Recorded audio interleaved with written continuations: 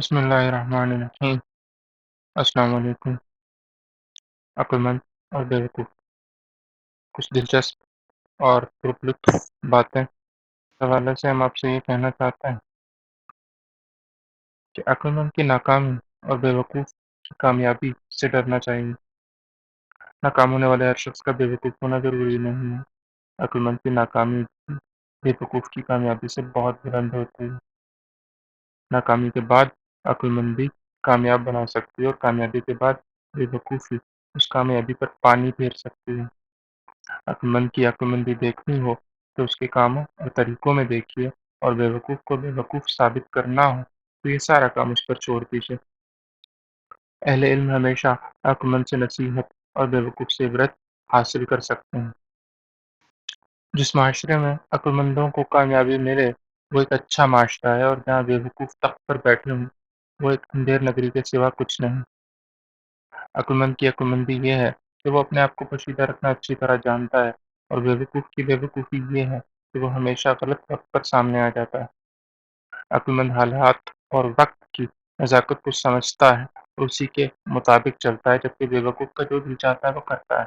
پھر ایک وقت ایسا بھی آتا ہے جب لوگوں کو اس سے کسی اچھائی کی امید نہیں رہتی، جسے رہتی ہے اسے مایوسی کے سوا کچھ ہاتھ نہیں آتا۔ عقلمند اتنا عظیم ہے کہ اس کی تعریف کے لیے آپ کو الفاظ نہیں ملیں گے، اور بیوقوف اتنا بدنصیب ہے کہ اگر اس کی برائی کرنی ہے اسے کچھ کہنے کی بجائے اس کے ساتھ کچھ کرنے کی ضرورت پیش ہے۔ عقلمند کی سب سے بڑی خوش قسمتی اس کا مزاج ہے جو ہر قسم کے حالات کے مطابق ڈھل جاتا ہے، اور بیوقوف کی سب سے بڑی بدنصیبی اس کی حرکتیں ہیں جنہیں وہ چاہے بھی تو قابو میں نہیں رکھ سکتا۔ یہ اس کی بگڑی ہوئی عادتیں ہیں جو اسے بدنام کرتی ہیں۔ عقلمند کو کوئی نظر انداز کرے اس سے اسے کوئی فرق نہیں پڑتا، اور بیوقوف پر کوئی توجہ نہ دے ایسا ممکن نہیں ہے۔ عقلمند ہمیشہ اپنی حرکات و سکنات کو اپنی حیثیت تک محدود رکھتا ہے، جبکہ بیوقوف اکثر اپنی حرکات و سکنات کا دائرہ وسیع کرنے کے لیے اپنی حیثیت خراب کر بیٹھتا ہے۔ ساری دنیا کو آگ لگا دیں بھی اس سے اتنی روشنی نہیں ہوگی جس میں ایک بیوقوف کچھ دیکھ سکے۔